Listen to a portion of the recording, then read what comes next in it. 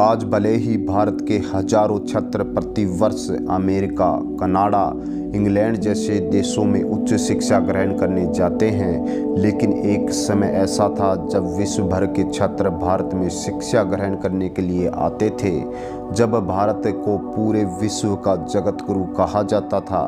यहाँ पर विश्व के सबसे पुराने व विशाल विश्वविद्यालय हुआ करते थे। भारत में चौथी शताब्दी से लेकर छठी शताब्दी तक ऐसे कई विश्वविद्यालय बनाए गए जो आज भी भारत के इतिहास में दर्ज हैं। आज हम ऐसे ही विश्वविद्यालय के बारे में बताने वाले हैं जो विश्व का सबसे पहला विश्वविद्यालय माना जाता है। दोस्तों, अगर आपने हमारे चैनल को अभी तक सब्सक्राइब नहीं किया है तो चैनल को सब्सक्राइब कर ले और हमारे कमेंट बॉक्स में ज़रूर बताएं कि आपको ये वीडियो कैसी लगी। अगर आपको वीडियो अच्छी लगी तो वीडियो को लाइक कर दें। तक्षशिला विश्व का सबसे पुराना विश्वविद्यालय है। भारत के इस सबसे प्राचीन विश्वविद्यालय का नाम आज भी पूरा विश्व जानता है। इतिहास में बताया गया है कि तक्षशिला का निर्माण लगभग 27,000 वर्ष पहले किया गया था। वैसे आज यह विश्वविद्यालय भारत के बंटवारे के बाद पाकिस्तान में है। यह विश्वविद्यालय पाकिस्तान के रावलपिंडी जिले में पड़ता है। उस समय तक्षशिला विश्वविद्यालय में पूरे विश्व के 10,500 से अधिक छात्र अध्ययन करते थे और यहाँ पर 60 से भी अधिक विषयों को पढ़ाया जाता था। 326 ईसा पूर्व में विदेशी आक्रमणकारी सिकंदर के आक्रमण के समय यह संसार का सबसे प्रसिद्ध विश्वविद्यालय ही नहीं था, अपितु उस समय के चिकित्सा शास्त्र का एकमात्र सर्वप्रिय केंद्र था। तक्षशिला विश्वविद्यालय का विकास विभिन्न रूपों में हुआ था। इसका कोई एक केंद्रीय स्थान नहीं था, अपितु यह विस्तृत भूभागों में फैला हुआ था। अनेक विद्याओं के विद्वान आचार्यों ने यहाँ अपने विद्यालय तथा आश्रम बना रखे थे। छात्र इच्छा अनुसार अध्ययन हेतु विभिन्न आचार्यों के पास आते थे। यहाँ पर वेद, वेदांत, अष्टादश विद्याएं, दर्शन, व्याकरण, अर्थशास्त्र, राजनीति, युद्ध विद्या, शास्त्र संचालन, ज्योतिषी, आयुर्वेद, ललित कला, हस्त विद्या, अश्वविद्या, मंत्र विद्या व अनेक भाषाएं, शिल्प आदि की शिक्षा विद्यार्थी प्राप्त करते थे।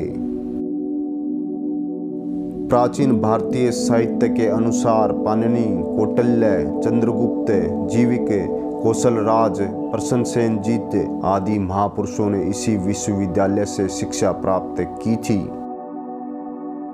तक्षशिला विश्वविद्यालय में वेतनभोगी शिक्षक नहीं थे और न ही कोई निर्दिष्ट पाठ्यक्रम था।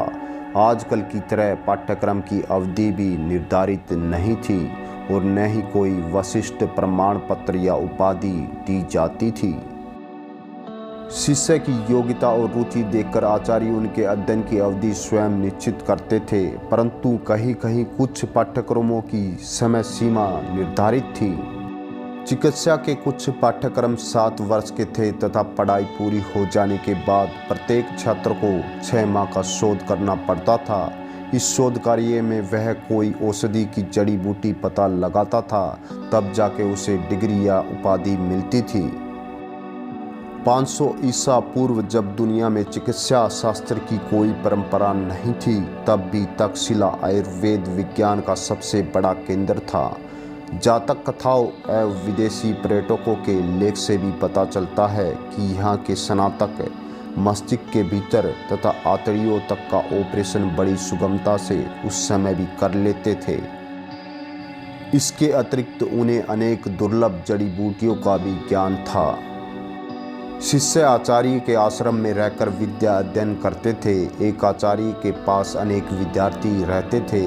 इनकी संख्या 100 से अधिक होती थी और कभी कभी ये संख्या 500 तक पहुंच जाती थी। अध्ययन में कार्यात्मक कार्य को बहुत महत्व दिया जाता था। शिक्षा पूर्ण होने पर तब भी परीक्षा ली जाती थी।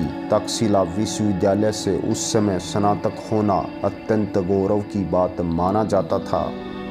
यहाँ धनी और निर्धन दोनों तरह के छात्रों के अध्ययन की व्यवस्था थी। धनी छात्र आचार्यों को भोजन, निवास, अध्ययन का शुल्क देते थे तथा निर्धन छात्र अध्ययन करते हुए आश्रम के कार्य करते थे और शिक्षा पूर्ण होने पर शुल्क देने की प्रतिज्ञा करते थे।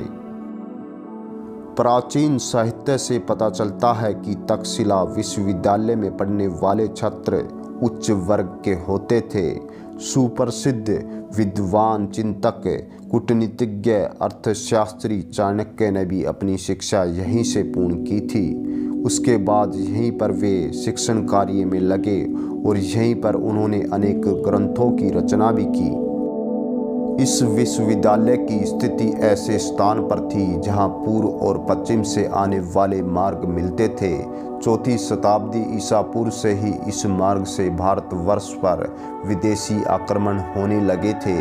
विदेशी आक्रमणकर्ताओं ने इस विश्वविद्यालय को काफ़ी क्षति पहुंचाई और 6वीं शताब्दी में पूरी तरह नष्ट कर दिया।